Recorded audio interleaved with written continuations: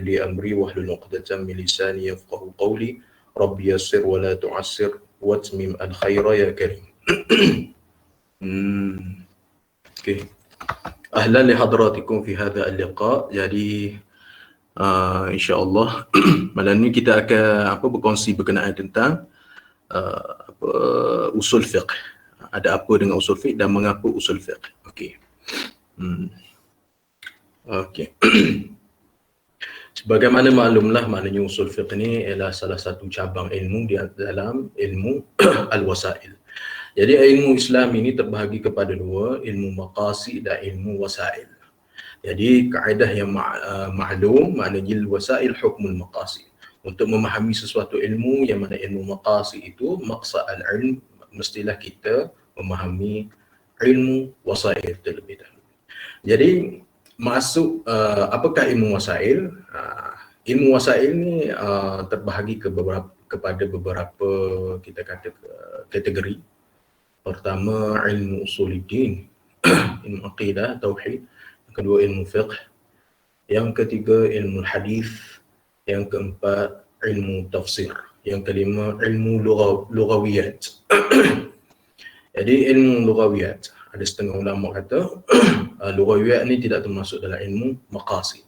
Okey, ilmu wasail ni ilmu wasail antaranya ilmu usul fiqh, iaitu ilmu alat, ilmu ma'alat dan ilmu alat antaranya usul fiqh, ilmu mantiq, ilmu nahwu, ilmu sarf, ilmu bayan, badi', ilmu mawdu', ilmu ishtiqaq, ilmu badi', ilmu al-wad' dan sebagainya lah, termasuknya khatul arabi. Okey, itu semua dinamakan ilmu wasail.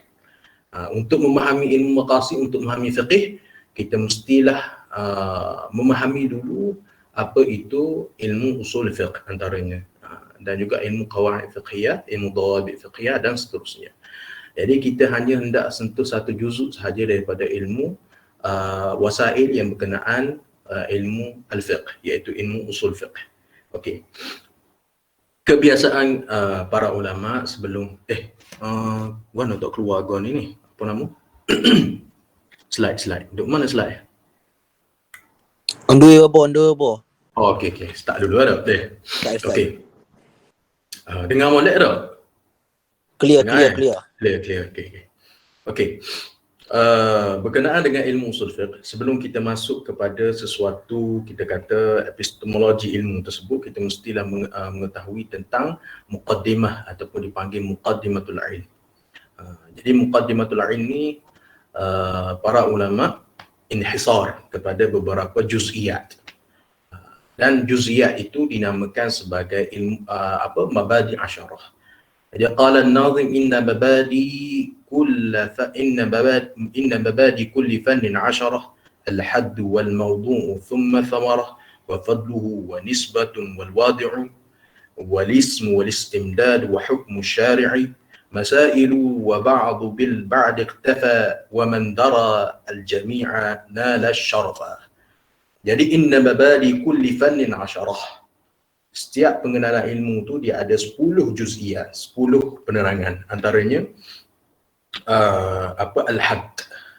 Jadi al-hadd dengan makna haddut tam, yakni ta'arif. Ta'arif, definisi. Okey.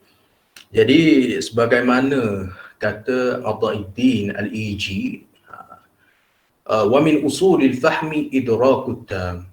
Salah satu daripada usul anasir, usul maknanya usul bagi ilmu itu, bagi sesuatu usul bagi faham itu, kefahaman itu adalah idrakut tam, maknanya kita mendapati, nak terjemah Melayu macam mana, pendapatan ataupun kita kata dapatlah, maknanya kita dapat kecapi ataupun memahami sesuatu benda tu dengan secara tam, sempurna.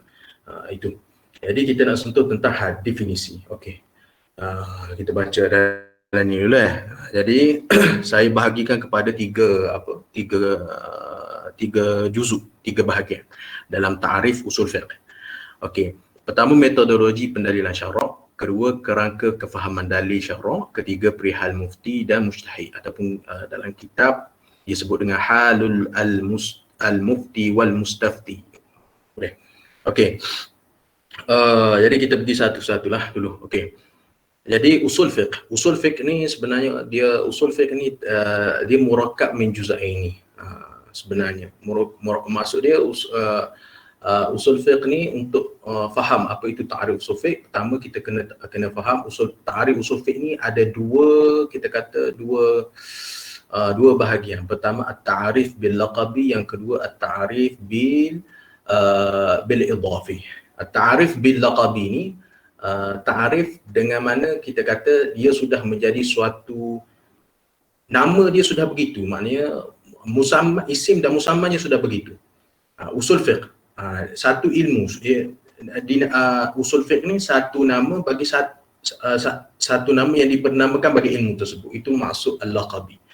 Ataupun maksud idafi, iaitu usul fiqh, maknanya dua entiti, dua elemen yang digabungkan menjadi murakkab dan terhasillah kefahaman melalui gabungan daripada dua entiti, dua elemen tersebut. Itu maksud murakkab baina juz'ain. Okey, jadi sebelum kita kita memahami kategori yang pertama dari sudut ta'arif tersebut, kita tengok kepada kategori yang kedua, iaitu ta'arif bil idafi. Okey, usul. Apa makna usul? Jadi usul ni di sisi inda isti'mal di ahli al-urfi, urfi al-khas, di sisi ulama lughawiyah, makna usul ni iaitu jamu aslin. Tak habis lagi tu. Muka surat 2. Okey. Jamu aslin. Apa jamu kata majmu' daripada kata aslin? Apa makna asal? Asasus syai', bina'us syai'. Asasus syai', asas sesuatu perkara. Itu maksud usul. Maksud usul ni asal. Asal tu asal, origin dah kita kata suatu perkara. Contoh, aslu jidar, aslu al-bait, bunyanun minal jidar. Itu asal bagi sesuatu rumah itu binyanun minal jidar, adanya terbinanya dinding-dinding. Jadi dinding tu dikira sebagai asas bagi rumah tersebut. Sebagai contoh, itu di sisi isti'mal, di sisi penggunaan ahli lughah. Adapun usul dengan makna lughah, tetapi istilah, indal istilah. Apa maksud dia istilah? Iaitu wahwa ma yubna alaihi ghairuh, iaitu sesuatu perkara yang mana dijadikan tapak padanya, yang mana terbinanya pada tapak tersebut sesuatu perkara yang lain. Macam rumah tadilah contoh, ma yubna alaihi ghairuh. Jadi dhid bagi al-far, bagi al-asl iaitu al-far. Okey, itu usul. Itu di sisi ulama lughah. Adapun di sisi ulama, Allahumma salli ala sayyidina, di sisi ulama istilah, inda istilahi ahli urfi al-fuqaha, iaitu dan juga usuliyin, dia terbahagi kepada beberapa kategori lah. Okey. Antaranya usul ni inda istilah, maknanya inda istilah syar'i lah, maknanya dia ada khams itlaqat, dia ada 5 pecahan. Maksud dia ada 5 pecahan. Pertama, al-wahid dengan makna ad-dalil, dengan makna dalil. Seperti contoh al-aslu fi mas'al. Kita sering kali kita baca dalam kitab al-aslu fi mas'alati kadha wa kadha. Jadi maksud situ adalah ad-dalil. Cuma masalahnya, rasa macam tinggi. Okey. Okey. Sekejap. Kena tengok komen. Okay. Tinggi kau. Okey, beres. Okey. Saya ulang balik. Okey. Pertama sekali kita perlu faham usul fiqh ni terbahagi untuk definisi bagi usul fiqh, dia terbahagi kepada 2 bahagian. Bahagian pertama, ta'arif dengan definisi secara kita kata panggilan ataupun samaran. Usul fiqh, maknanya usul fiqh ni ialah satu nama bagi satu ilmu. Okey. Yang kedua dengan makna idafi. ta'arif bil idafi. Apa maksud ta'arif bil idafi? Iaitu suatu ta'arif yang mana untuk mentarifkan definisikan ilmu tersebut, kita mesti lihat kepada juz'iyat dia, bahagian dia. Jadi usul fiqh. Jadi usul fiqh ni dia gabungan di antara dua entiti kalam, dua entiti kalimah, dua kalimah. Ada dua kalimah. Jadi kena bahas satu persatu kalimah tersebut, barulah kita faham apa itu intipati usul fiqh. Okey. Jadi sekarang ni sebelum kita memahami, biasanya ulama kata taqdim al-idafi ala taqdim idafi ala al-laqabi aham. Sebelum kita memahami sesuatu ta'arif secara idafi, kita sebelum kita memahami ta'arif secara nama dia tu begitu, nama samaran nama panggilan bagi ilmu itu begitu, kita mesti melihat kepada idafi terlebih dahulu, iaitu jikalau ilmu tu nama bagi sesuatu ilmu itu terhimpun padanya beberapa kalimah, kita mesti bahas satu kalimah macam tu, itu maksud dia. Okey, jadi saya dah jelaskan berkenaan usul. Usul ni kita kata usul ni dia adalah majmu'. Maksud majmu' ni kata majmu'. Jadi mufrad dia, kata tunggal dia maknanya al-aslu. Jadi al-aslu maksud dia asas syai', asas. Jadi asas ni kita fahamlah, asas bagi rumah iaitu tapak, asas bagi rumah iaitu jidar. Contoh, jidar ni dinding. Okey. Jadi di sisi isti'mal, di sisi penggunaan ahli bahasa, dia ada maksud dari sudut lebih umum iaitu dengan maksud asas, dan dia ada maksud yang lebih khusus sedikit dengan memberi takrifan yang lain iaitu ma yubna alaihi ghayr. Maknanya terbina baginya sesuatu perkara, itulah dinamakan asal. Okey. Jadi di sisi inda istilahi syar'i, boleh respon jikalau faham, saya nak teruskan. Aku tak faham, saya ulang balik. Okey. Adapun inda istilahi syar'i, di sisi istilah ulama syarak, terminologi ulama syarak ni termasuk fuqaha dan juga usuliyin lah. Okey, fuqaha dan juga usuliyin. Dia ada khamsu itlaqat. Dia ada ada lima istilah, ta'rif secara istilah bagi makna asal, bagi makna usul. Jadi yang pertama dengan makna ad-dalil. Apa itu dalil? Nanti kita nak tengok dalil ni, kalau ulama usul mengatakan ad-dalil al-mursyidu ila matlub. Jadi di situ kita kena bezakan. Sering kali kita digembar-gempurkan dengan istilah-istilah. Mana nas? Ya'tini nafsan, datang ke aku nas, datang ke aku dalil.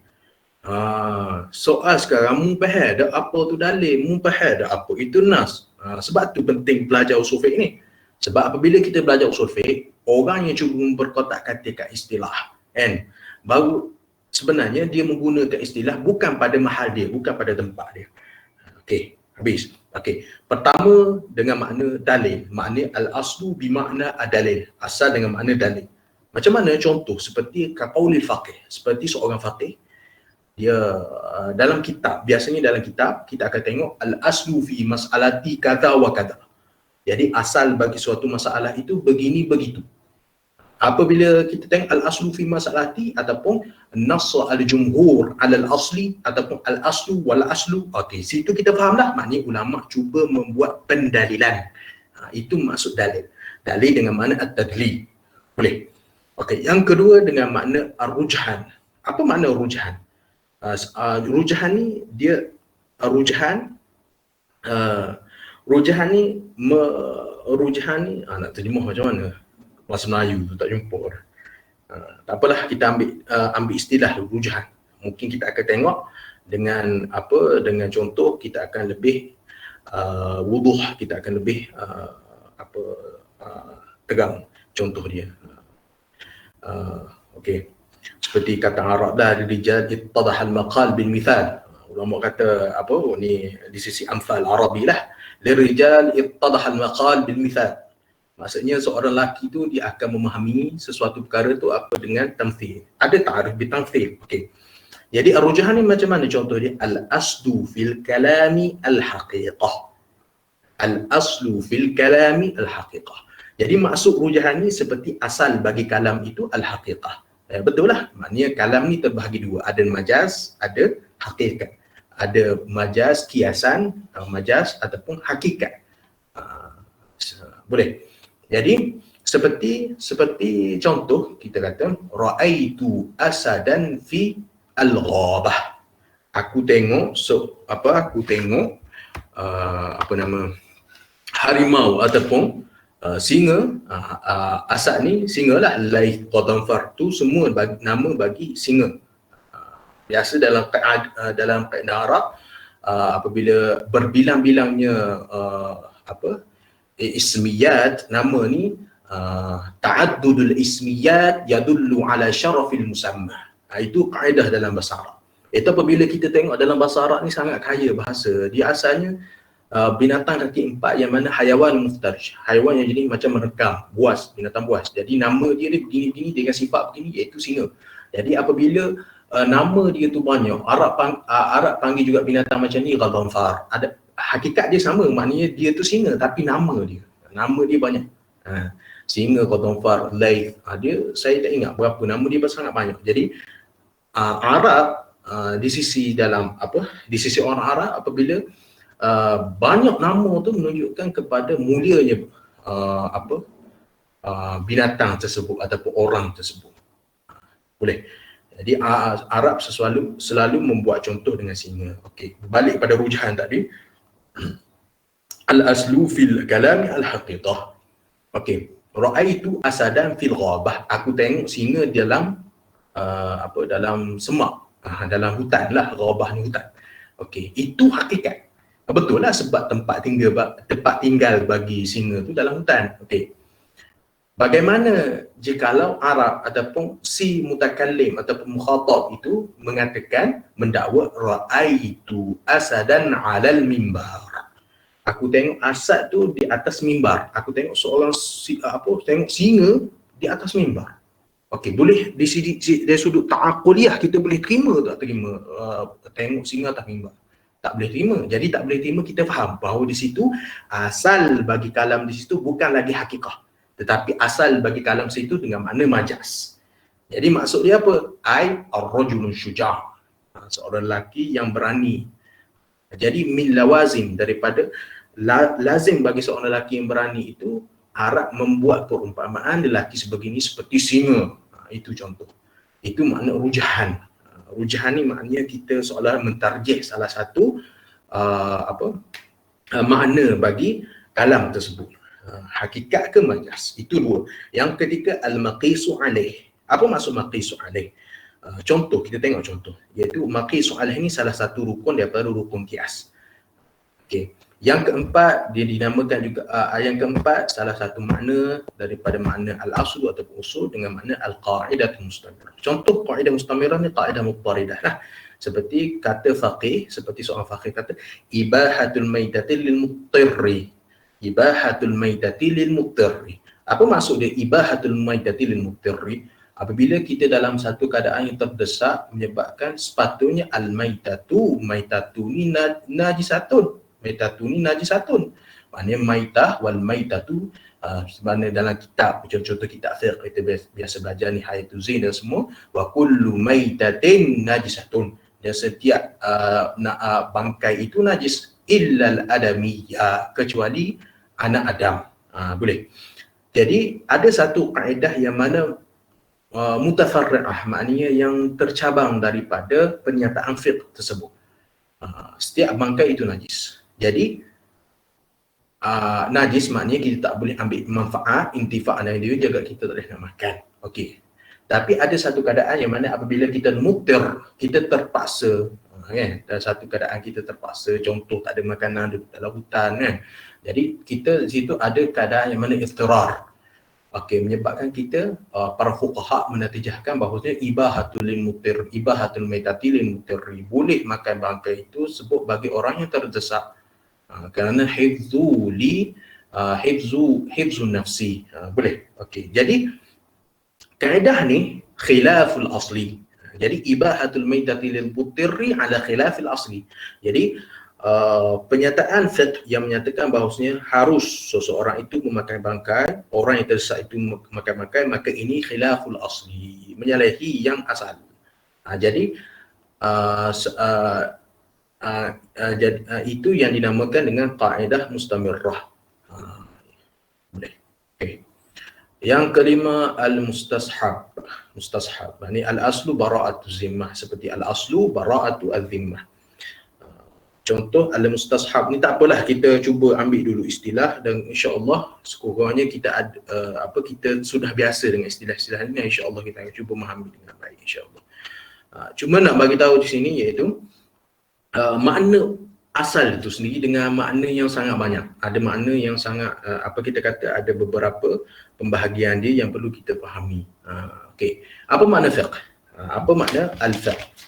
Al-fiqh ni ma'khuz. Fiqh ni sebenarnya dia adalah kata terbitan daripada faqiha, faquha, faqaha.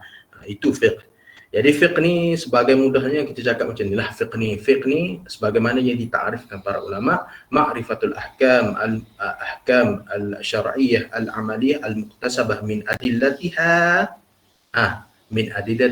al-juz'iyyah. Min adillatiha at-tafsiliyah. Itu maksud fiqh. Fiqh ini adalah pengetahuan berkenaan dengan hukum hakam syarak, yang mana hukum hakam syarak itu dinisbahkan kepada jenis amali, dan jenis amali tersebut yang jenis orang panggil al-muktasabah, yang jenis buat, yang jenis kasar buat, yang mana dalil-dalil dia terhimpun padanya dalil-dalil dia secara tafsir. Sekarang ni kita dah tasawur dah.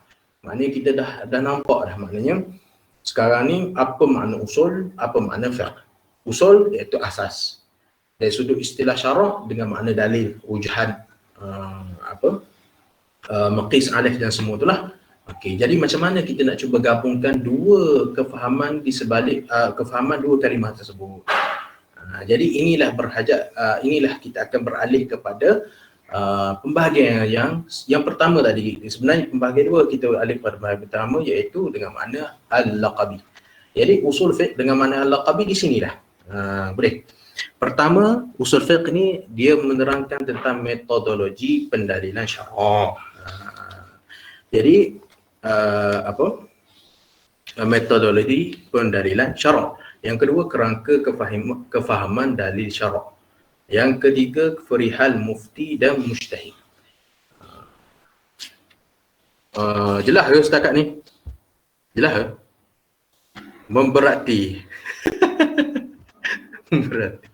Jelas ke setakat ni? Jelas, tolong respon Jelas, tolong respon. Boleh? Okey. Jelas tak? Alhamdulillah. Okey. Okey. Bila maknanya kita okey, jelas, alhamdulillah. Okey. Ada apa-apa soalan setakat ni? Okey. Okey. Sambung Okey. Biasanya ta'arif usul fiqh ni pertama kita tengok yang pertama iaitu metodologi pendalilan syarak ataupun tadlil asy-syar'i. Itu yang pertama. Kedua iaitu dalam kalau kita siapa yang biasa hafal matan waraqat, apa ta'arif usul fiqh? Apa ta'arif usul fiqh? Ta'arif usul fiqh yang pertama sekali kita akan tengok ta'arif yang pertama, bahagian yang pertama di sebalik ta'arif usul fiqh apabila diperdamakan nama ilmu tersebut dengan usul fiqh. Yang pertama itu metodologi syarak, iaitu at-tadlil asy-syar'i. Yang kedua, kerangka kefahaman dalil, iaitu kaifiyatu istifadah. Bagaimana kita mengambil kefahaman di sebalik dalil syarak tersebut. Pertama, diberi kita kerangka untuk memahami dalil syarak tu, tadlil fiqhi. Yang kedua, yang ketiga perihal mufti dan mujtahid. Dan siapakah yang mana mengambil ibrah ataupun manfaat daripada di sebalik kerangka dan juga kefahaman dalil itu, mestilah mufti. Jadi mufti ni kalau di sisi indah istilahi al-usuliyin, di sisi istilah usuliyin, kalau kita tengok dan kita at-tamhid bagi Imam Al-Amidi dan juga sebagainya daripada kitab-kitab al-usul. Jadi maksud al-mufti idza utliqa bil mufti famuradu bihi, dan dikhendaki dengan makna mufti itu al-mujtahid. Famuradu bihi al-mujtahidu. Ini inda kutubil mutaqaddimin, di dalam kitab-kitab mutaqaddimin. Itu yang disebut oleh al-Imam al-Imam Al-Amidi dalam tamhid yang mana dinakalkan oleh al-Imam Misnawi. Boleh. Okey, itu.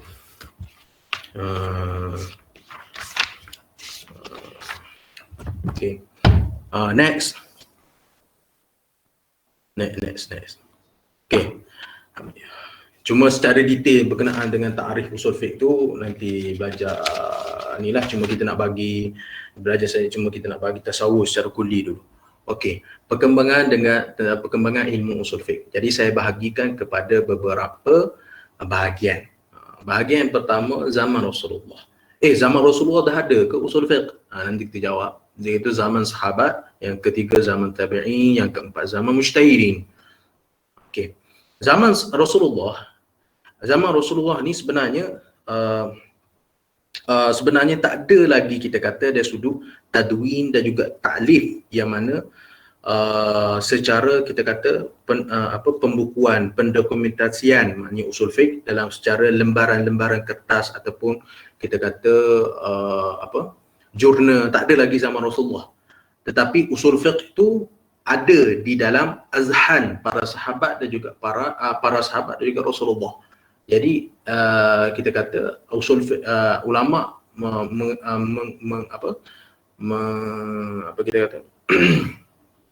ulama menyatakan bahawasanya pada awakhir qarni al-thani al-hijri lamma dhaharat, tak ada lagi timbul tak ada lagi lamma dhahar nash'ah ilmu usul fiqh, tak ada lagi ilmu usul fiqh, tetapi marsumah fi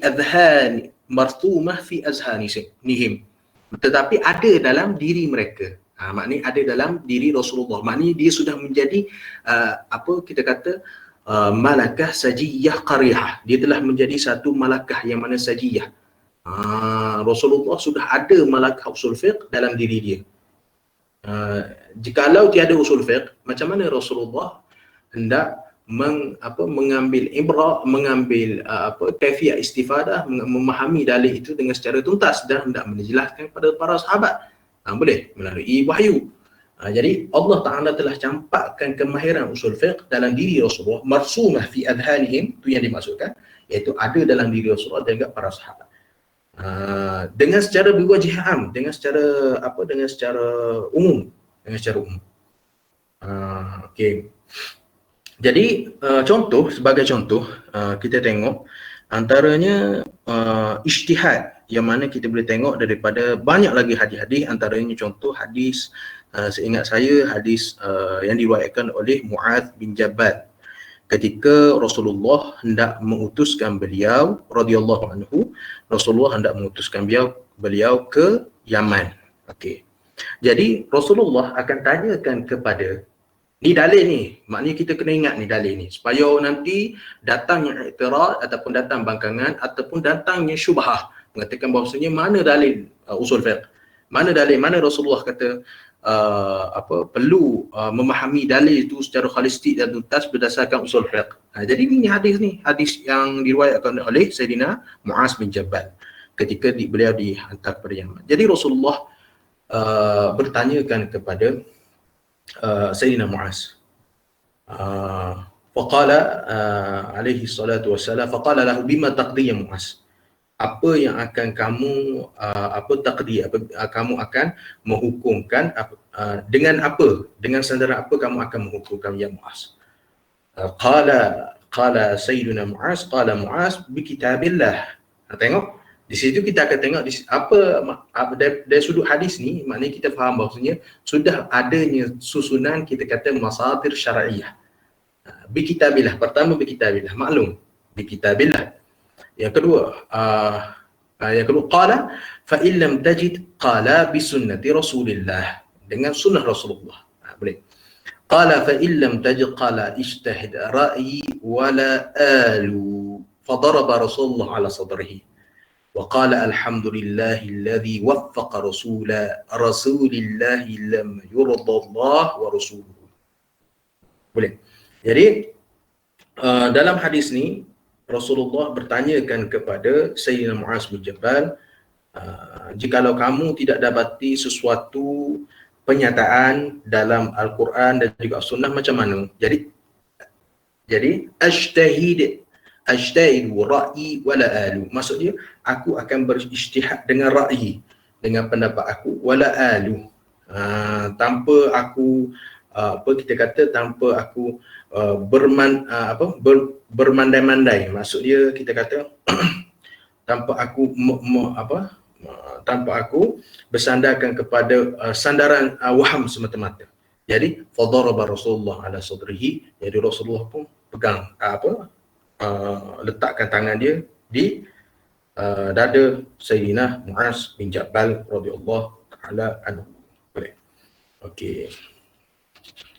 Itu dalil. Maksud situ kita tengok adanya tartibul adillah pertama, yang kedua masadir syar'iyyah, yang ketiga ijtihad. Jadi tartibul adillah, masadir syar'iyyah dan juga ijtihad tu adalah kita kata komponen-komponen asas dalam ilmu usul fiqh. Boleh. Itu pada zaman Rasulullah. Okey, pada zaman sahabat pada zaman sahabat kita bertengok pada zaman asri kibari sahabah, seperti para sahabat yang yatasadda lil qada wal ifta. Para sahabat yang mana di mana dilantik oleh Rasulullah untuk kehakiman dan juga untuk fatwa, seperti Sayyidina Umar bin Khattab, seperti Abdullah bin Mas'ud, seperti Ali bin Abi Thalib wa ghairihim, dan selain pada mereka lah. Jadi zaman sahabat ni mereka akan didedahkan dengan ma'rifah ulum Arabiyah. Dia orang ni orang Arab dah, tetapi dia orang akan mempelajari bahasa Arab melalui hadis-hadis Rasulullah. Dan dirayah tamah, dirayah kamilah dengan asbab nuzul, asbab guru al-hadis. Mereka juga akan terdedah, pada zaman sahabat ni terdedah dengan asbab nuzul. Rasulullah akan ceritakan kepada para sahabat ayat ni turun wahyu begini-begini disertai dengan sebab-sebab nuzul. Dan juga apabila Rasulullah menuturkan sesuatu kalam, menuturkan sesuatu penyataan dalam hadis, semua tu Rasulullah akan terangkan asbab urut hadis tersebut. Jadi para sahabat akan menghafalah, kita kata akan menghafal dan menukilkan asbab nuzul dan asbab urut tersebut kepada para tabi'in dan kibar tabi'in yang lain. Boleh. Dan pada masa yang sama juga, ketika zaman turun wahyu dia turun secara munajaman, secara beransur-ansur. Jadi turunnya wahyu ayat Al-Quran tu turunnya secara beransur-ansur. Jadi di situ adanya nasikh wa mansukh, nasakh dan mansukh. Jadi secara tidak langsung para sahabat mempunyai kemahiran tentang ayat Quran dengan ilmu nasakh dan juga mansukh. Dan Rasulullah juga mengajar dengan secara tidak langsunglah para sahabat apa itu mujmal, apa itu mubayyan, apa itu mutlak dan juga muqayyad dan juga am dan juga khas. Secara tidak langsunglah maknanya. Okey. Seperti ada satu athar yang mana ketika Rasulullah yursil khitaban li Abi Musa Asy'ari, sebagaimana Rasulullah menyatakan kepada Abi Hasan Asy'ari, yaqulu alaihi salatu wasallam, al-fahmu fima adli ataupun udliya adla yudli. Al-fahmu fima udliya ilayka mimma warada alayka mimma laysa fi Qur'ani wala sunnati thumma qis. Syahid dia kita ambil sini, thumma qis al-umura 'inda dhalik. Qiyas. Nampak? Maksudnya sini Rasulullah hendak nyatakan apabila menyatakan kepada Abi Musa Asy'ari, jadi kefahaman itu sebagaimana telah kamu faham berdasarkan konteks ayat Quran dan juga sunnah, Kemudian qis al-umura inda dhalik, kena qiyas situ. Boleh. Ni contohlah zaman sahabat. Itu contoh zaman sahabat. Lagi apa lagi? Zaman tabi'in. Zaman tabi'in kita boleh tengok pada zaman tabi'in contoh Sa'id ibni Musayyab. Dia ni apa? Sa'id ibni Musayyab ni kana ajma'un nas li hadis Rasulullah wa fatawa Abi Bakar wa Umar wa Uthman. Sa'id ibni Musayyab ni dia seorang para tabi'in yang mana tabi'in yang paling banyak menghimpunkan hadis-hadis Rasulullah dan juga fatwa Abi Bakar, fatwa Sayyidina Abi Bakar dan juga Sayyidina Umar dan juga Sayyidina Uthman. Jadi pada zaman tabi'in ni macam ni, zaman tabi'in ni mula mereka ta'athur bi tariqah syekhihim. Seperti Sa'id bin Musayyab ni dia lebih terkesan dengan cara pemahaman dalil itu daripada Abdullah bin Umar sebagai contoh. Kemudian pada zaman tabi'in ni juga banyaknya kathrah athar, ada banyak athar, masih orang panggil athar itu terpelihara pada zaman Rasulullah.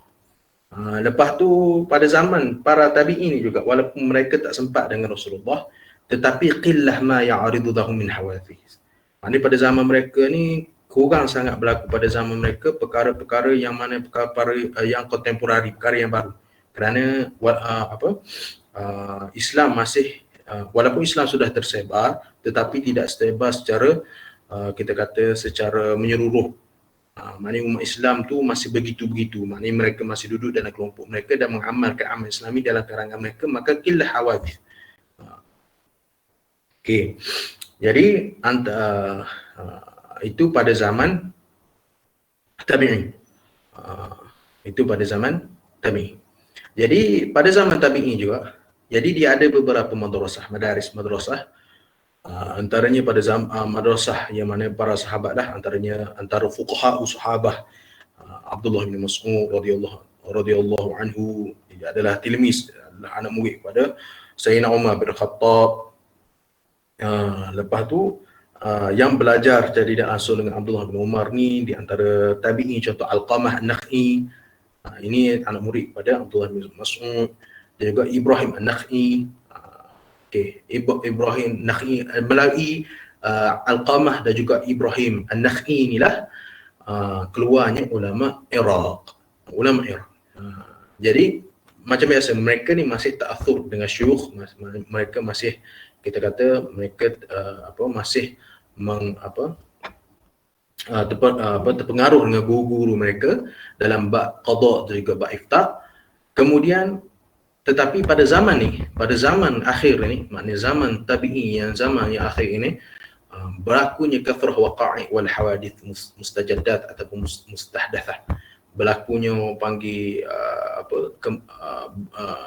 permasalahan kontemporari apabila kerana Islam sudah tersebar dengan secara meluas dan berlakunya ikhtilatat di antara berlakunya kita kata dari sudut perubahan, dari sudut geografinya, geopolitiknya, sosial budayanya dan juga kemasukan umat Islam berbalik ke kawasan-kawasan yang mana tidak diislamisasikan. Umat Islam mula memasuki kawasan tersebut, maka berlakunya mustajadat dan juga mutaghayyirat. Jadi pada ketika itu para tabi'in yang mana dihantar oleh para sahabat tersebut di kawasan-kawasan tertentu tu, mereka cuba memahami konteks masyarakat tersebut dan cuba melihat dari sudut pandang dalil dan aplikasi tersebut, dalil tersebut sesuai dengan masyarakat yang berada di tempat tersebut. Itu pada zaman kita kata zaman tabi'in. Zaman mujtahid ni zaman mujtahid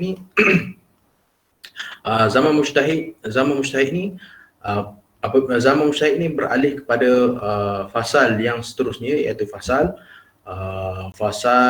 unsur al-mujtahidin ni, unsur mujtahidin masadir tashri'. Di sini masadir tashri' mula disusun dengan secara terperinci dari sudut manhaj istinbat dan juga qawaid istikhraj al-furu' al-fiqhiyah.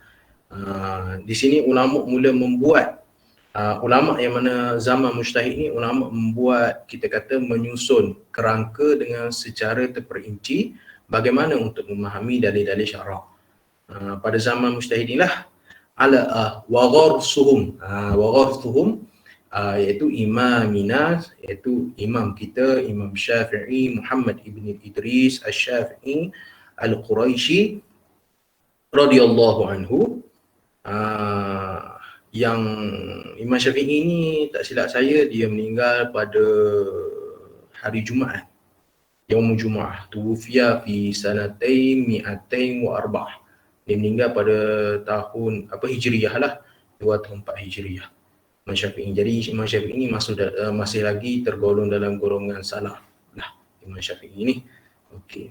Jadi cerita je Imam Syafi'i ni sebenarnya macam saya jelaskan sebelum ni, usul fiqh ni dia marsumah fi adhani ar-rasul dan juga para sahabat. Usul fiqh ni ada dalam diri Rasulullah dan juga para sahabat dan juga para tabi'in, tetapi tidak dibukukan. Mereka memahami dalil dengan secara kerangka, secara tuntas dan juga holistik, tetapi tidak dibukukan. Jadi zaman taklif, zaman tadwin ini berlaku pada zaman mujtahidin, antara zaman Imam Syafi'i lah.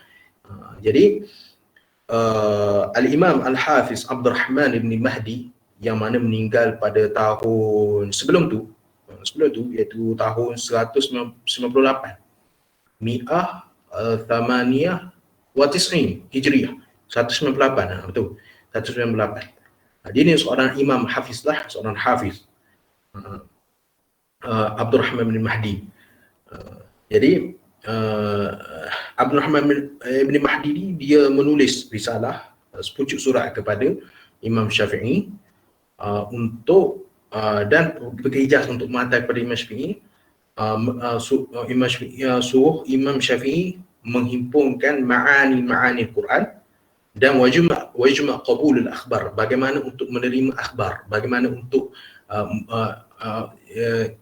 Abdul Rahman bin Mahdi meminta sudut pandang Imam Syafi'i bagaimana untuk cara untuk menerima akhbar, disiplin untuk menerima hadis, akhbar, athar, dan juga hujah ijma' dan kenyataan berkenaan nasikh dan juga mansukh dalam Quran dan juga as-sunnah. Jadi ketika itulah Imam Syafi'i faqataba ar-risalah, maka Imam Syafi'i pun menulis ar-risalah. Ni boleh kita tengok dalam kitab Al-Bidayah wa Nihayah Ibn Katsir. Imam Syafi'i pun menulis risalah, kitab risalah. Jadi kitab risalah manhaj ta'lif. Next. Lupa, next. Next. Okay, perintis, pioneer, zaman Imam Syafi'i. Betul, 204 Hijrah. Jadi pembikinan kitab risalah tadilah. Lepas tu yang kedua manhaj ta'lif kitab risalah. Dalam kitab risalah ni terbahagi kepada 3 komponen. Komponen pertama iaitu komponen usul fiqh itu sendiri. Dan kedua usul hadis. Yang ketiga bayan taqlid wal ijtihad. Imam Syafi'i membuat kita kata maudhu' yang mustaqil. Dia ada 3 komponen dalam kitab risalah. Itu manhaj ta'lif Imam Syafi'i. Okay. Jadi dalam kitab Imam Syafi'i ini antara manhaj dia, apabila Imam Syafi'i menyebut lafaz al-kitab ataupun kitabi atau kitabuna, innama utliqa alaihi ismu risalah. Jadi Imam Syafi'i antara manhaj dia kitab tu, dia apabila Imam Syafi'i sebut al-kitab, kitabi, kitabuna, jadi masuk di situ dengan masuk risalah. Risalah ni manhaj lah lebih kurang. Okay, next. Okay, hukum mempelajari usul fiqh. Tadilah kita dah dengar dah berkenaan qaulun nazim tu, inna babadi kulli fanni asyarah, al-haddu thumma al-mawdu'u thumma thamarah. Lepas tu wa fadluhu wa nisbatu wa wadi'u wal ismu wa istimdad wa hukmu syar'i, dah hukum syarak. Bagaimana hukum mempelajari usul fiqh? Jadi usul fiqh ni dia ada beberapa iktibar. Jadi kalaulah iktibar bi'iktibar awamin nas. Jadi iktibar awamin nas, iktibar kita tengok, kita kata masyarakat, komuniti masyarakat dia hanyalah sampai pada tahap wujud kifai. Apa yang wujud kifai ni sekira bi an yaquma al-ba' wa yasqut al-haraju 'anil baqi. Maksud dia iaitu wujud kifai ini apabila seseorang itu mendirikan, seorang itu melaksanakan tuntutan tersebut, dan yasqutu al-haraju 'anil baqi. Maksudnya apabila seseorang itu melaksanakan tuntutan tersebut, maka yang selain daripadanya tidak wajib. Maknanya yasqut al-haraj, tidak wajib untuk melaksanakan tuntutan tersebut. Itu maksud wujud kifai. Tetapi ada ulama macam dari kitab Dr. Syahban Ismail ni. Dr. Syahban Ismail ni salah seorang guru kami di Azhar. Dia muhakkik bagi kitab Nihayatul Usul Ismail Sunawi. Dia mengatakan dalam kitab dia, boleh tengoklah kitab usul fiqh Tarikhu wa Rijal, dia kata wujud aini. Ada juga sudut pandang yang lain hukum pelajari usul fiqh ni, wujud aini. Wajib secara fardu ain. Wajib secara fardu ain. Bila? Jadi Syekh menyebutkan kat sini, saya ingat saya, fa idza kana al-insanu ahlan ijtihad. Apabila seorang insan itu dia ahli bagi ijtihad, maka wujud aini bagi dia. Okey, next. Okey, madaris usul fiqh. Madrasah usul fiqh. Inilah kita nak cuba kupas sedikit tentang madrasah usul fiqh. Bagaimana? Okey, sebagaimana maklum, pengajian usul fiqh ni kita akan memahami pertama sekali madrasah. Kita kata madrasah sekolah. Sekolah dalam usul fiqh ni. Okey. Terbahagi pada dua mutakallimin juga Ahnaf. Jadi mutakallim ini lebih berfokuskan dan berorientasikan kepada kaedah usuliyah tanpa melihat kepada furu'. Tetapi Ahnaf lebih berfokuskan dan berorientasikan kepada kaedah usuliyah dan sandaran furu'. Macam mana tu? Jadi sekarang ni mutakallim ini terbahagi kepada tiga kelompok. Asy'ariyah pula lah. Asy-Syafi'iyah, Al-Malikiyah, Al-Hanabilah. Adapun Ahnaf ni fuqaha Ahnaf lah, Hanafiyah. Jadi usul fiqh madrasah mutakallim ini di kalangan ashab Syafi'iyah, Malikiyah dan Hanabilah, cara mereka memahami adillah itu berdasarkan kaedah usuliyah tanpa melihat kepada tafri'at masail yang terdapat dalam dalil-dalil tersebut. Tetapi Ahnaf ni lebih fokus tentang tafri'at masail tanpa melihat secara detail pada kaedah usuliyah. Ini cara perbezaan di antara Ahnaf dan juga mutakallimin. Adapun madrasah mutakallim ini bersumberkan mabadi mantiqiyah, dan Ahnaf ni mendahulukan furu' daripada usul lah yang tadi tu. Okey. Cuma saya nak fokus ini iaitu madrasah mutakallimin. Madrasah mutakallim ini bersumberkan mabadi mantiqiyah, cara berfikir mantiq. Jadi di sini kita nak menjawablah kepada mereka di luar sana yang mengatakan bahawasanya belajar usul fiqh ni tidak memerlukan kepada kefahaman mantiq ataupun kefahaman cara berfikir. Sekarang ni kita kena faham mantiq tu apa sebenarnya mantiq. Mantiq dengan makna syarak, bukan mantiq dengan makna yang sebagaimana diharapkan oleh Imam Ibn Salah dan sebagainya. Mantiq dengan takrifan di sisi falasifah. Tak, dia ada mantiq dengan makna syarak. Jadi mantiq dengan makna syarak ni ta'simu mura'atul fikri, mura'atu adh-dhihni 'anil khata'i fi fikri. Itu mantiq. Mantiq dengan makna syarak. Mantiq ni dia ada mantiq pecahan. Betul, mantiq ni al-wadi' mantiq tu Aristotle. Itu tak dinafikan dah. Tetapi selepas itu mantiq ini cuba disusun oleh ulama Islam untuk dijadikan garis panduan cara berfikir, cara logika yang mengikut nas-nas syarak, tanpa meminggirkan nas-nas syarak. Cara berfikir ni sebenarnya cara berfikir ni bukan kata pada umat pada zaman ni dah ada. Umat sebelum tu, sebelum umat Muhammadiyah ni dah ada dah cara berfikir, tetapi tidak dibukukan. Sebagai begitulah juga ilmu usul fiqh. Usul fiqh ini tidak dibuka, tetapi marsumah fi al-had. Ada dah dalam diri. Dia dah jadi satu, kita kata malakah yang sajiyah qarihah.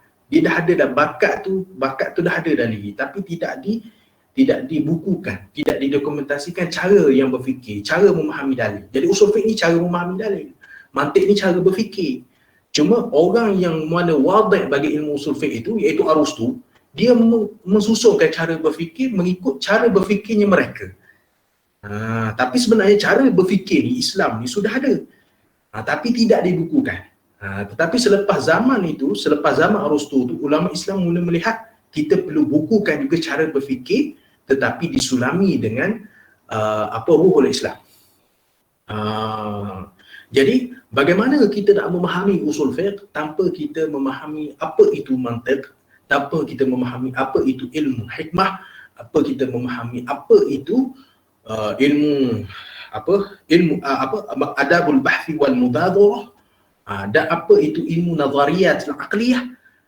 Jikalau kita tidak ada alat-alat ni semua, macam mana kita nak menuju kepada maqasid? Jadi itu yang saya sebut tadi, lil maqasid hukmun wasail. Maknanya untuk sampai kepada maqasid, untuk memahami sesuatu dalil, kita mesti melalui wasail dia. Jadi antara wasilah-wasilah untuk memahami usul fiqh iaitu mantiq dan semuanya. Kenapa? Kerana kita akan tengok di sini dalam usul fiqh dia banyak menggunakan adillah al-aqliyah ataupun istidlalul aqli. Istidlalul aqli sebab biasa kita akan tengok dalam kitab para ulama al-adillah. Pertama, al-manqul kadza wa kadza wa kadza. Contoh al-manqul, contoh contoh bab taharah lah, kita ambil bab taharah. Bab taharah sebagai contoh contoh bab air. Al-ma'u minal ma'. Bab air pula bab najasat. Al-ma'u minal ma'. Tentang air, tentang air mani, air wadi. Okey. Ulama berhujahkan tentang al-ma'u minal ma'. Macam mana nak faham tu hadis tu? Hadis sahih ni, sahih Bukhari ni. Macam mana nak faham al-ma'? Apa maksud ma' yang pertama, apa maksud ma' yang kedua? Okey, ulama cuba bahas. Apa maksud ma' yang pertama? Mula-mula ulama tengok dari sudut asbab wurud hadis tersebut. Itu cara pendalilan, metodologi saya pendalilan. Apa maksud ma' yang pertama dengan ma' yang kedua? Kemudian cuba kaitkan di antara ma' yang pertama, ma' yang kedua. Apa ada wajah nak kita nak kaitkan di antara ma' pertama dan ma' kedua? Itu istidlal aqli. Boleh? Okey, next. Cepat 10. Okey. Muhaqqiqin. Okey. Madrasah pertama, madrasah mutakallimin, madrasah ahnaf. Siapa saja tak boleh menafikan dalam dalam usul fiqh ada beberapa madaris, dan semua madaris tu kita perlu faham cara istidlal mereka setiap madrasah tersebut, barulah kita faham bagaimana aqliyah al-faqih, aqliyah usul memahami dalil syarak. Okey, madrasah muhaqqiqin. Madrasah muhaqqiqin ni datang selepas madrasah mutakallim juga ahnaf lah. Dia lebih memfokuskan bagaimana menggabungkan kefahaman kaedah usuliyah tersebut berdasarkan muwazanah antara istinbat dan juga pendalilan. Maksud di sini bukan semata-mata dengan istidlal akli, tetapi madrasah muhaqqiqin ini lebih lebih menumpukan kepada bagaimana kita nak cuba mentatbikkan, mempraktikkan istidlal akli tersebut sesuai dengan tafri'at masail yang terdapat dalam dalil-dalil. Cuma ijtihad pada zaman muhaqqiqin ini, pada tariqah muhaqqiqin ini, dia lebih menyeluruh dan holistik. Okey, menggabungkan kefahaman usul dan furu' beserta aplikasi kaedah. Okey. Cuma saya nak tekankan di sini, kalaulah antum semua belajar usul fiqh nanti, kita kena terbiasa dengan istilah-istilah tersebut. Istilah-istilah. Okey, apa usul, apa itu qawaid, apa itu dawabit. Okey. Usul dah kita faham dah apa itu maksud usul. Apa itu qawaid? Qawaid ni dia jam'un min qaidah. Jamak kata majmuk bagi kaedah. Kaedah.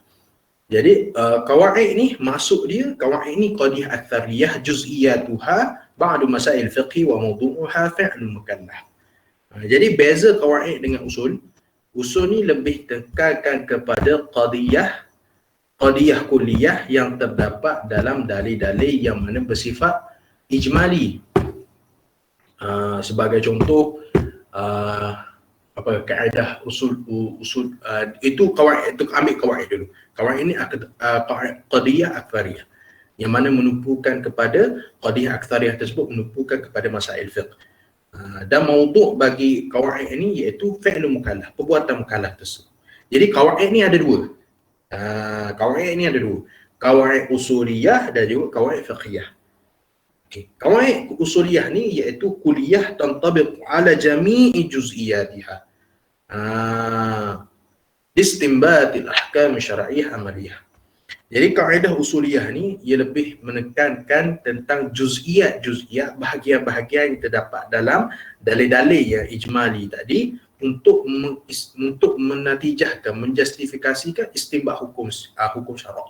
Adapun qawaid fiqhiyah ni dia bersifat bukan kuliah tetapi aglabiyah, pada ghalib sahaja. Dan wal hukmu fiha yakunu ala aglabi juz'iyat wa yustathna ba'dul masail. Beza qawaid fiqhiyah dan qawaid usuliyah ni, qawaid usuliyah ni dia bersifat kuliah, bersifat lebih generalize. Generalize yang mana bawah usuliyah tu dia ada, kita kata, pecahan-pecahan dia. Tetapi pecahan-pecahan tersebut terhasil daripada induk dia tersebut. Itu kuliah secara generalize. Jadi kaedah usuliyah secara generalize itu dijadikan panduan untuk memahami istinbat hukum berdasarkan dalil-dalil syarak. Adapun kaedah fiqhiyah ni dia lebih bersifat aglabiyah, lebih bersifat, kita kata, ghalib lah, bersifat, kita kata, apa bahasa Melayu sebut, bersifat lebih ghalib, maknanya kebiasaan yang menyentuh, yang lebih fokus kepada aglab juz'iyah. Dan kadang-kadang dia diistisnakan dengan setengah-setengah masalah. Itu kaedah qawaid fiqhiyah. Okey. Jadi kena biasa ni istilah-istilah ni. Okay, next. Ada lagi? Kepentingan usul fiqh. Ahamiyatu dirasati usul fiqh. Kepentingan mempelajari ilmu usul fiqh. Jadi ilmu usul fiqh ni tujuan yang pertama dia kita nak belajar ilmu usul fiqh. Kita kena tahu. Al-Imam Misnawi menyebutkan dalam kitab dia Nihayat Usul, dia kata man haruma alaihi al-usul haruma al-usul. Sesiapa yang mana diharamkan bagi dia tu usul, maksud dia tak faham apa itu usul, maka haruma al-usul. Man haruma al-usul haruma alaihi al-usul.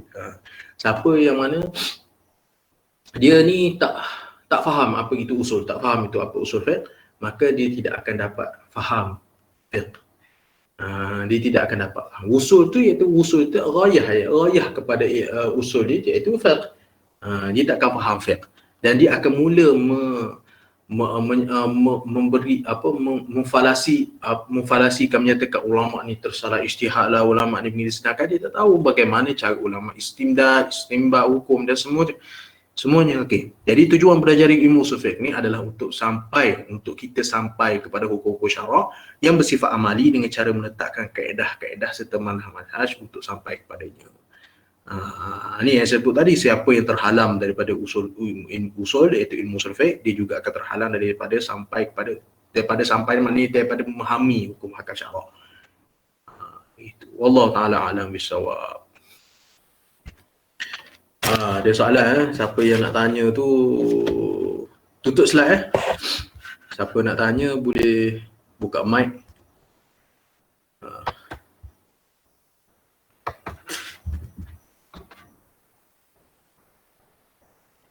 Assalamualaikum Ustaz. Waalaikumsalam warahmatullahi. Saya nak tanya apa faedah mempelajari usul fiqh bagi kami inilah sebagai muqallid ni? Okey. Bukan sebagai mujtahid lah. Okey. Afwan. Okey, faedah yang pertama macam tadi ada kaitan dengan hukum syarak. Hukum syarak tadi wujub kifai dan juga wujub aini. Wujud aini saya sebut tadilah fima yakunu ahlan bil ijtihad. Fima kana an-nasu ahlan lil ijtihad. Adapun wujud kifai maknanya seolah-olah macam dalam satu kampung tu mesti kena ada seorang memahami usul fiqh. Katakanlah imam kampung lah. Okey, iktibar bagi kita orang awam. Faedah dia antaranya kita boleh bezakan di antara mana orang yang mana kita kata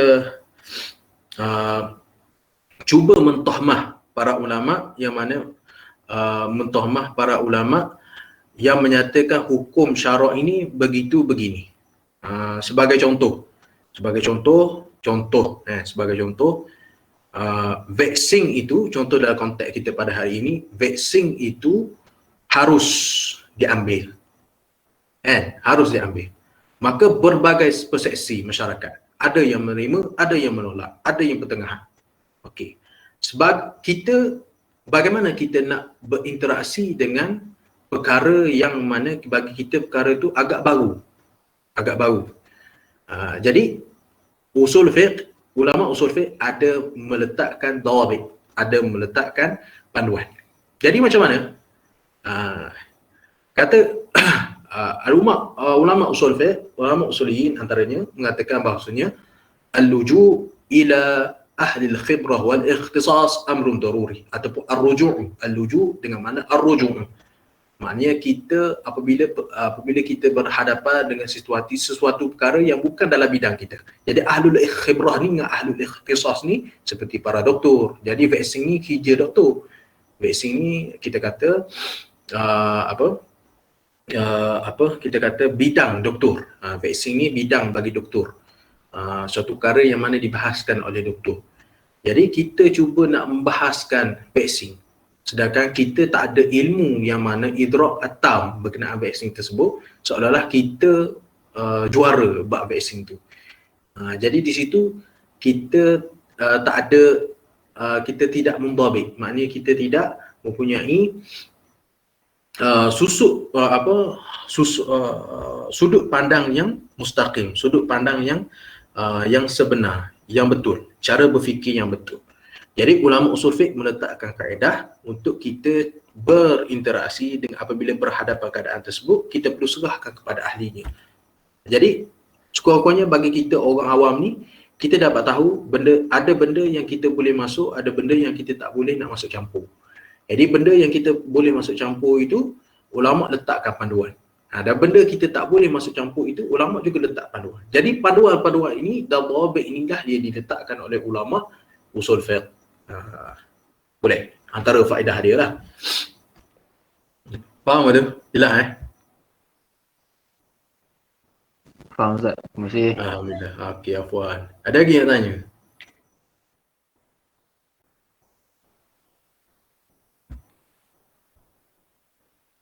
Siapa nak tanya buka mic.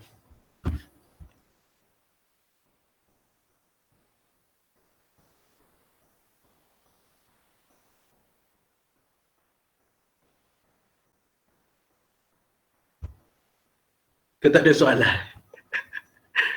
Siapa nak tanya buka mic. Assalamualaikum Ustaz. Waalaikumsalam warahmatullahi. Hari tu saya ada terbaca satu komen daripada Facebook. Okey. Ada seseorang tu mengatakan bahawa satu kaedah fiqh iaitu al-aslu li kulli asya'in ibahah adalah perkara yang direka sendiri. Jadi apa pendapat Ustaz terhadap perkara ni? Okey. Syukran Ustaz. Afwan. Gini. Dia sebenarnya ada dua kaedah. Pertama, al-aslu fil asya' al-ibahah, al-aslu fi asya' at-tahrim. Bagaimana ulama menjustifikasikan dua kaedah tersebut? Setelah melihat kepada tatabu' ataupun kita kata istiqra' dalil-dalil syarak. Kan dalil-dalil syarak kita tengok jelas kan? Aqimus salah sebagai contoh, ita'uz zakah, kan? Sumu ramadhana. Itu dalil-dalil yang kita kata nas yang sarih dan juga muhkam. Okey. Berdasarkan dalil-dalil syarak yang banyak, ada perkara yang mana dalam hukum dia pertama sekali dia kaitan dengan hukum taklifi lah secara dia langsung yang 5 tu. Okey. Jadi perkara yang harus, sebagai contoh dalam Quran ni kita ambil contoh yang mudah lah dalam Quran. Kulu washrabu wala tusrifu sebagai contoh. Makanlah olehmu dan juga minumlah. Makanlah, minumlah, tapi jangan membazir. Jadi situ kita tengok al-aklu wasyurb apa? Hukum dia. Mubah, harus. Boleh. Harus, tetapi hukum tu akan berubah kepada haram jikalau mubadzir. At-tabdzir apa cara istimbak hukum tu. Pertama, semata-mata minum dan juga makan tu harus. Kalaulah membazir, maka haram. Okey. Ulama menyatakan al-aslu fil asya'i al-ibahah. Sesuatu perkara yang mana ma lam yarid nassan, ma lam yarid itu yang ditafsirkan oleh ulama, al-hukmu ala asy-syai'u yabqa ala ibahatihi ma lam yarid nassan ala haramat ala tahrimihi wa ijabihi wa karahatihi. Itu natijah. Apa maksud dia? Berdasarkan makan dan minum, konsep makan minum tadi. Ulama menyatakan bahawasanya apabila tidak ada nas yang mana menyatakan bahawasanya makan dan minum itu adalah wajib ataupun haram ataupun makruh, maka yabqa ala ibahati. Maknanya al-aslu ma kana ala ma kana, yabqa ala ma kana ala ma kana. Jadi keluarlah natijah al-aslu fi asya' al-ibahah. Jelas tu? Faham ke? Ke berat? Faham betul? Boleh Ustaz. Macam contoh makan minum tadi kan, makan minum kan. Kita tengok dalam kita nak berfikir macam mana cara ulama fikir, bukan kita nak berfikir bagaimana lutut kita. Boleh kita berfikir gunakan akal. Bukan kita berfikir menggunakan lutut. Okey. Sekarang afwan. Sekarang ni kita dah tahu makan minum dalil menyatakan bahawasanya harus. Okey. Makan minum tu berdasarkan konteks ayat tu. Tak ada dalil mengatakan makan minum ni wajib, makan minum ni haram, makan minum makruh. Jadi para ulama mengatakan bahawasanya al-aslu fi asya', jadi pada sesuatu perkara itu ibahah harus. Selama mana tidak ada dalil yang mana menyatakan perkara itu wajib dibuat, haram dilakukan, makruh ada makruh dilakukannya. Gitulah. Wallahu ta'ala a'lam. Jadi ada apa-apa lagi soalan? Jadi ulama tak reka tapi berdasarkan kefahaman konteks nas nasyara. Okey. Saya malah baca. Siapa nak tanya, tanya direct. Malah nak baca soalan.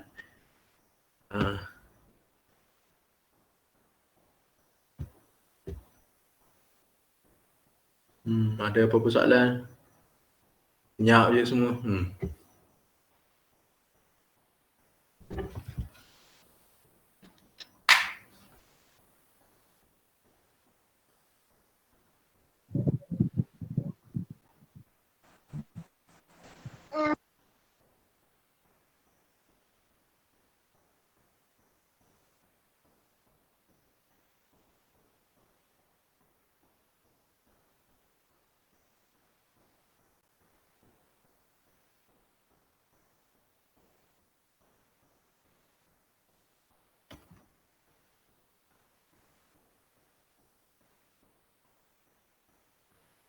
Ada apa-apa salah?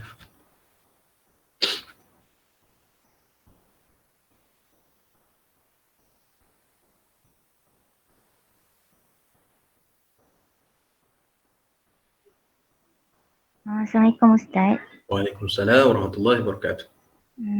Saya nak tanya sikit. Ya. Sebenarnya saya masuk lambat tadi. Okey. Saya nak tanya kalau kaedah-kaedah usul fiqh ni Ya. adakah akan timbul kaedah-kaedah yang baru ataupun ulama hanya menggunakan kaedah-kaedah yang telah ditetapkan oleh para ulama? Okey. Okey, ahsanti. Okey. Jazakillah. Okey. Ni soalan saya fikir soalan yang sangat penting lah. Dia sebenarnya macam ni. Usul fiqh ni dia sebenarnya dia lebih fokus kepada kaedah usul fiqh lah, kita kata kaedah usuliyah, dia lebih fokuskan kepada kaedah ijmaliyah. Kaedah secara borong ataupun secara ijmali. Jadi setiap kaedah ijmali tersebut dia ada kaedah mundarijah dia panggil. Dia ada cabang anak-anak dia. Sebagai contoh kan. Sebagai contoh ada satu kaedah dalam usul fiqh, saya ambil contoh tadi yang saya bagi tadi, iaitu hukum. Bagaimana ulama menatijahkan hukum ibahatu al-maitati lil mutirri ala khilafil asli. Maknanya harus bagi seseorang itu memakan bangkai apabila dia tersesat. Jadi ada satu kaedah yang umum, kaedah ijmal, mengatakan bahawasanya lil mutirri khiyarun. Lil mutirri khiyarun. Saya ambil kaedah yang mudah. Lil mutirri khiyar ni di antara kaedah kaedah usuliyah. Lil mutirri khiyar. Bagi orang yang mana terdesak ada pilihan. Boleh. Adapun lil mutirri wal mukrihi ikhyarun. Itu kaedah yang sempurna. Bagi orang yang terdesak dan orang yang mana dipaksa, digagahi itu ada khiyar. Kita tak perlu bahaslah ittirar tu mulja' ke ghairu mulja', ikrah mulja' ke ghairu mulja', tu perbahasan nanti kita belajar usul fiqh. Itu kita ambil kaedah tu dulu. Itu bagi orang yang terdesak dan juga orang yang mana terpaksa, dipaksa, tergagahi, ada khiyar, ada pilihan. Jadi ulama pun mentafsirkan khiyar ni bagaimana, konteks khiyar. Maknanya ada pilihan tu bagaimana. Ulama pun meletakkan anak-anak cabang bagi tafsir bagi khiyar tersebut. Jadi setiap qawaid usuliyah dia mempunyai sebab tu kata Syekh Abu Nur Zuhair, dia kata dalam kitab dia usul fiqh, dia kata apa? Likulli qawaidin usuliyatin tahtaha al-qawaidu mundarijah. Ada setiap kaedah usuliyah tu ada kaedah-kaedah yang tercabang daripada kaedah tersebut berdasarkan masail yang berbeza. Sebab itu kaedah umum. Sebab dalam bab ibadat pun kita ada keadaan-keadaan yang mendesak, keadaan-keadaan yang terdesak. Dalam bab munakahat pun sama juga, sebab abu-abu fiqhi kan, abu-abu fiqhi dia ada bab ibadat, munakahat, muamalat, semua tu kan. Jadi setiap bab dalam bab fiqh itu kaedah ini boleh ditatbikkan di setiap bab-bab fiqh itu mengikut konteks bab-bab tersebut. Kalau bab ibadat macam mana? Okey, dalam bab ibadat khiyar tu dalam bab ibadat pada konteks apa? Dia akan keluar kaedah-kaedah yang kaedah kecil tadi. Sebagai contoh itu. Saya rasa jelas Jelas? Jelas Ustaz. Terima kasih Ustaz. Afwan, okey. Ada lagi ke soalan?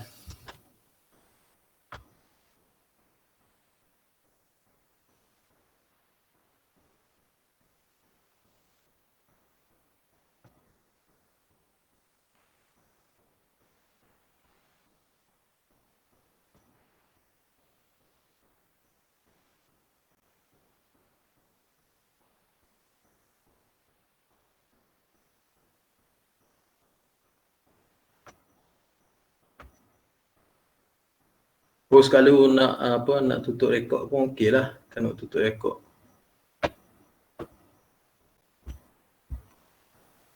Ada apa-apa lagi soalan insya-Allah?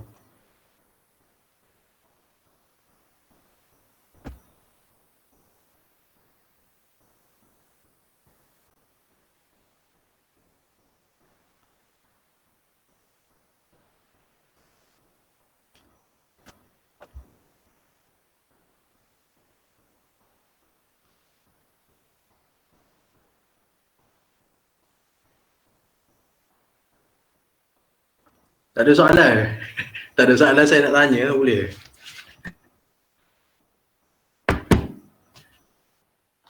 Waalaikumsalam warahmatullahi.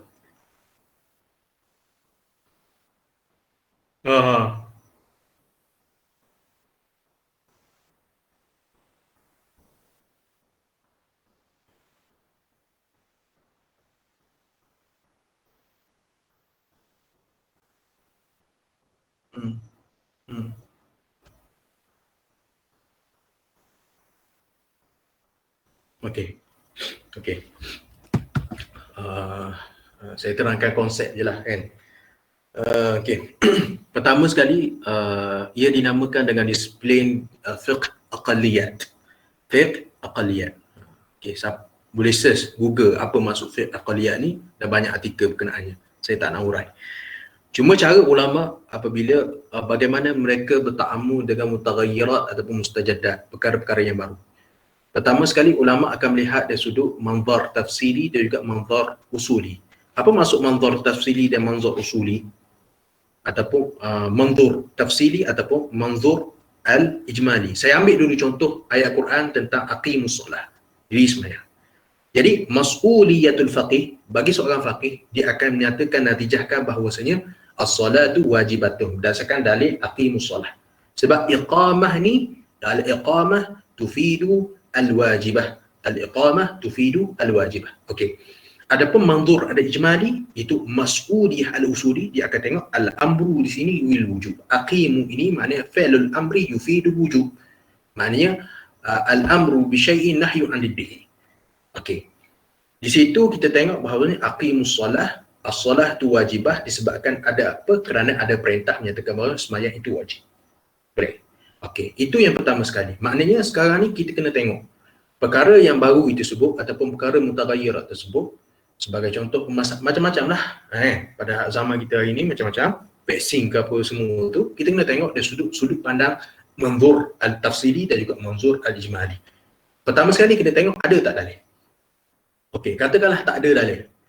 Kita kena tengok permasalahan ini syibih dengan permasalahan yang mana. Syibih, apa wajah syabah dia? Apa syibih dia? Jadi kita nak tahu syibih dia tu, kita mesti tengok dari sudut manzur tafsili dan juga manzur ijmali. Okey. Kemudian ini proses ni dinamakan taqyiful fiqhi. Taqyifu al-fiqhi. Taqyif fiqhi. Okey. Apabila kita dah tengok dari sudut dua konsep tersebut, barulah kita tengok dari sudut tadlilul fiqhi. Belum lagi istidlal. Tadlilul fiqhi. Tadlilul fiqhi kita cuba tengok dari sudut dalil pula. Okey, masalah tu dari sudut tamhid kita faham. Okey, berkenaan ni hukum berkenaan contohlah vaksin tadi. Okey, kita dah tengok dari sudut tafsili dan juga ijmali, manzur tafsili, manzur ijmali. Vaksin ni memberi contoh. At-tadawi bil liqahat jaizun. Sebab apa? Kerana tidak mengandungi substances yang mana animal compound sebagai contoh, kan? Maknanya vaksin ni harus sebab tidak mengandungi ekstrak binatang yang diharamkan. Harus diambil. Sebelum, maknanya benda di sisi atibat, di sisi para doktor kata benda ni boleh diambil. Jadi di sisi faqih dan juga usuli dia akan tengok. Okey, vaksin ni macam mana function dia? Kalau masuk air tubuh, memberi kesan tak memberi kesan? Mudarat tak mudarat? Okey, dari sudut tafsiri dia begini, dari sudut ijmali begini. Dari ijmali, vaksin ni terdiri daripada compound gini-gini. Dari sudut tafsiri, kalau masuk tubuh manusia boleh mudarat atau mudarat. Okey. Dari sudut tadlil fiqhi, ulama akan tengok bagaimana ada tak dalil yang mengatakan bahawasanya boleh berubat dengan dengan perkara demikian. Boleh. Boleh tak berubat dengan perkara ini? Jadi Nabi kata tadawaw. Apa maksud tadawaw? Berubatlah alim. Berubat. Jadi di situ dalil disebut dalil am. Dalil am, tetapi afrad dia khusus. Maksud sini dengan bagaimana afrad khusus? Sebab dikhususkan dari dalil yang lain. Maknanya Nabi, walaupun Nabi bagi peluang kita untuk berubat, tapi berubat tersebut disusuri dengan panduan berdasarkan dari yang lain. Jadi mula diilhaqkan di situ. Maknanya mula dihubung kaitkan bagaimana keterangan berkenaan intibati vaksin tersebut dengan kefahaman dalil-dalil syarak. Jadi macam tu, kemudian barulah ditanzilkan, maknanya cuba dinyatakan bahawasanya bagaimana hukum mengambil vaksin. Jelas. Okey. Berdasarkan dalil tersebut barulah keluar wajhul istidlal. Wajah istidlal supaya kita menjawab kenapa harus mengambil vaksin. Kerana berdasarkan illah dia begini begitu. Tapi benda tu tak ada sebut dalam kitab fiqh. Tapi begitulah cara ulama terdahulu bertamu dengan perkara yang berlaku pada zaman tu dengan dalil-dalil syarak. Allah Ta'ala a'lam bissawab. Ada lagi ke? Lagi. Ustaz nak tanya lagi. Ya. Adakah kawaid usul fiqh ini sama bagi setiap mazhab? Okey. Dan adakah mazhab-mazhab yang menolak ataupun tidak menggunakan kaedah usul fiqh untuk mengeluarkan hukum? Okey, ahsan. Okey. Uh, Okey. Setiap mazhab dia mempunyai kaedah masing-masing. Itu pertama sekali. Setiap mazhab dia mempunyai kawaid masing-masing dalam berinteraksi dengan dalil-dalil syarak. Jadi sebenarnya bagaimana terbina kaedah-kaedah yang mereka nyatakan tersebut berdasarkan kefahaman bahasa Arab mereka. Contoh,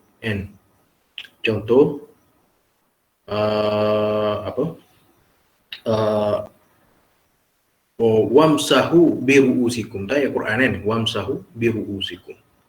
Sapu kepala, sapu kepala biruusikum. Ada setengah ulama menetijahkan kalimah biruusikum tu sapu kepala tu dengan makna sapu biruusikum tu, bi tu dengan makna ba tu masuk ke haraf jar bar tu masuk pada ruus tu, kepala tu, menunjuk dengan makna istighraq. Semua maknanya kena sapu semua. Ada ulama kata tak, sapu tu sebenarnya bi suruh dengan makna juz'iyah, sikit saja. Bi tu dengan makna isaq, sikit saja sapu. Jadi berdasarkan kefahaman bahasa Arab, para ulama tersebut menatijahkan kaedah yang berbeza, dan setiap kaedah terbeza itu maka menatijahkan mazhab yang berbeza. Itulah lebih kurang sebagai contoh.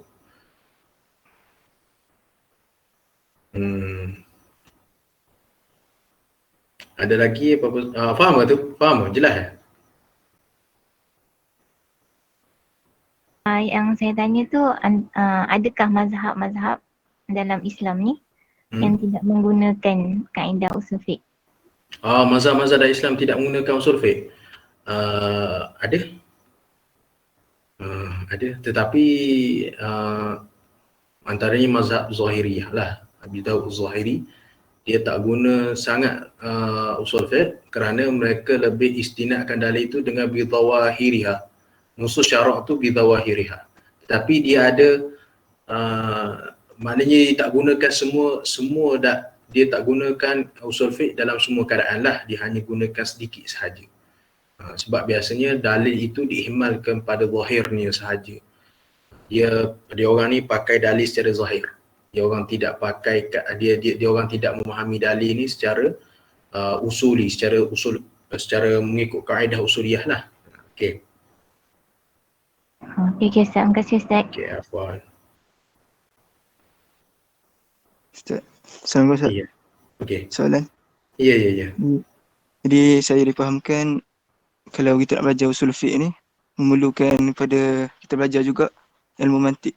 Dia adakah perlu kita mendalam ilmu mantik ataupun sebahagian saja daripada bab mantik untuk kita membantu Ahsan. usul fiqh?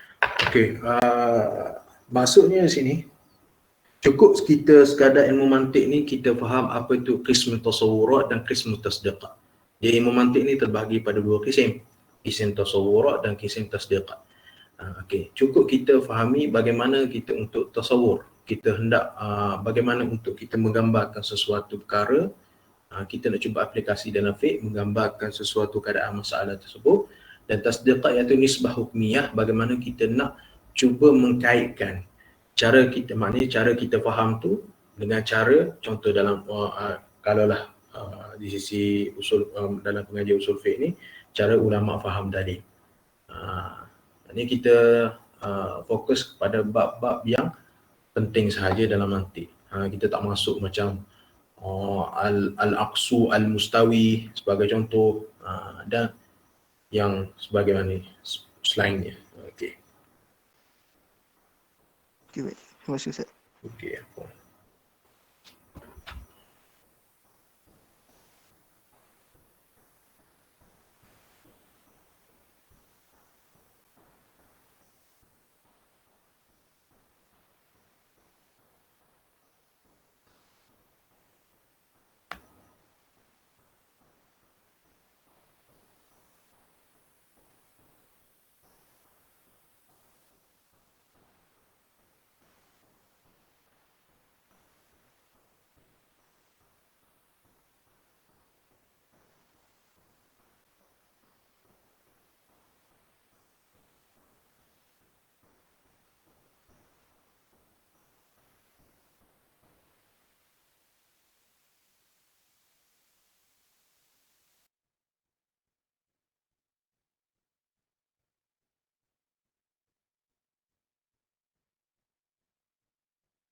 Okay. Wallahu ta'ala a'lam bisawab. Boleh keluar ke host?